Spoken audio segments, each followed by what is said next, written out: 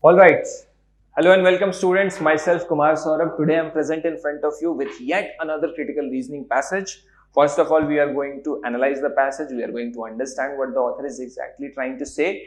And then, based on that, we are going to solve all the questions related to it. There are 5 questions, and I'm sure after reading the passage, we'll be easily able to solve all the questions. So let's just get started. Alright, the novel coronavirus differs from other pandemics because of its exponential speed of transmission. तो ये differentiate कर दिया corona virus को बाकी सारे pandemics से, क्योंकि इसका स्पीड जो है वो बहुत ही ज्यादा है ट्रांसमिशन का.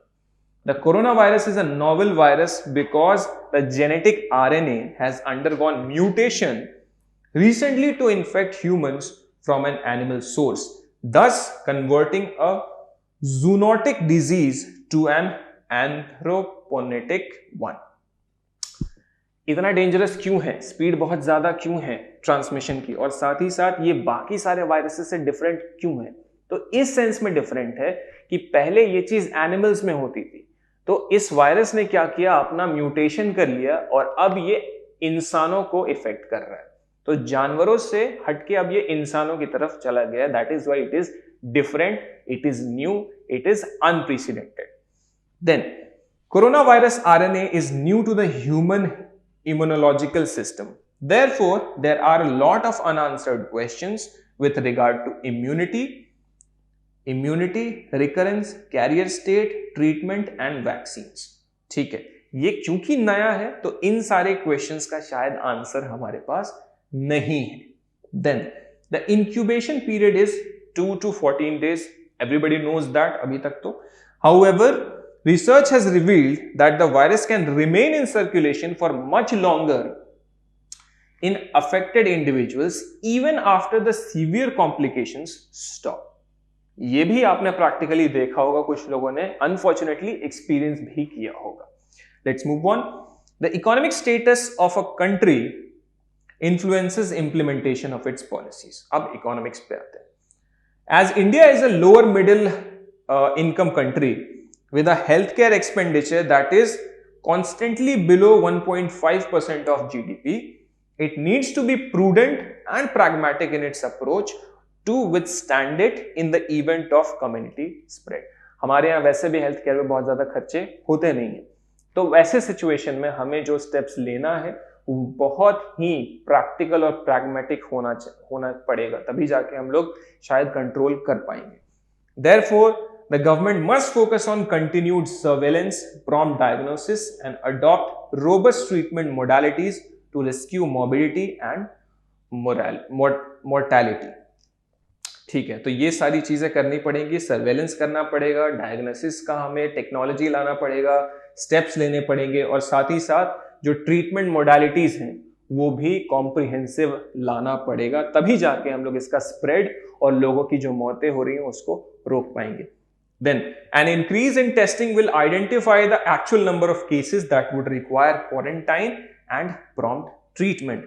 The Indian Council of Medical Research has to increase random sampling and screening of high-risk population. ये सारे काम incorporate करने पड़ेंगे. Then only we'll be able to control this type of a virus.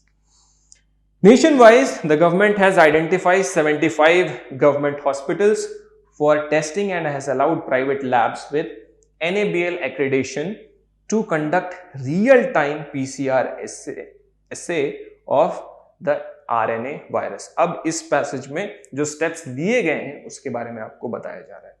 The National Task Force has recommended the maximum cost of testing sample should not exceed 4,500 rupees. The country's per capita annual income for 2019-20 is 1,35,048 rupees and the average middle class annual income is 10 to 15 lakhs. Out of pocket expenses in healthcare is what pushes a lot of low income Indians below the poverty line. अब जो low income Indians होते हैं, क्योंकि health care में बहुत ज्यादा खर्चा आता है, बहुत ज्यादा पैसा लगता है, तो वो लोअर इनकम से बिलो पॉवर्टी लाइन भी चले जाते हैं. So, based on all of that, the first question is asking us, which of the following can be the conclusion of the second paragraph? Conclusion of the second paragraph. Very straightforward answer. D, the government must focus on continued surveillance, prompt diagnosis and adopt robust treatment modalities to reduce morbidity and mortality. बाकी के जो options है वो बिल्कुल भी relevant नहीं है as far as the conclusion of this passage goes.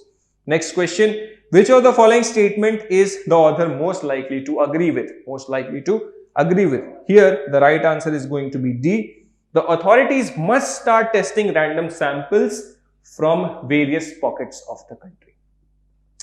Easy to understand.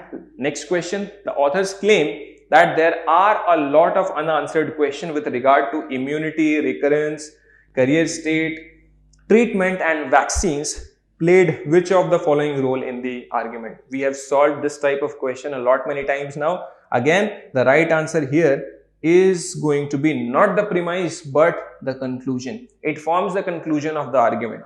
तो ये सारी चीजें हमें नहीं पता है तो हमें ऐसी चीजें पता करने की कोशिश करनी पड़ेगी. यही पॉइंट है यहाँ पे. That is why it forms the conclusion of the argument.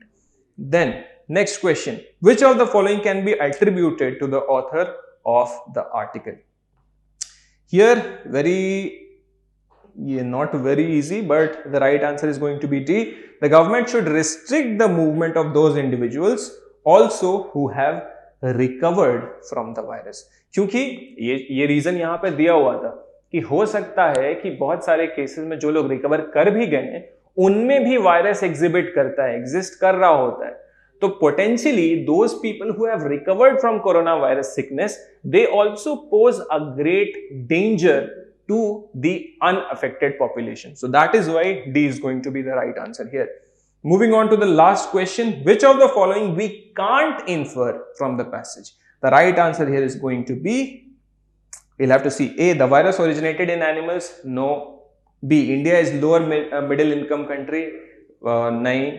C, only government hospitals are allowed to test the samples. No, these are not the inferences based on the passage. So the right answer here is going to be none of the above. D is the correct option.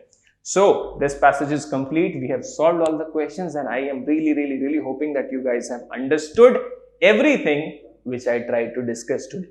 So on this note, I'll conclude for today. Thank you so much for watching. Keep on watching all the videos which we upload on different topics and different subjects related to your law entrance examination on our YouTube channel of CLAT Gurukul. I will see you next time. Till then, take very good care of yourself. Thank you so much.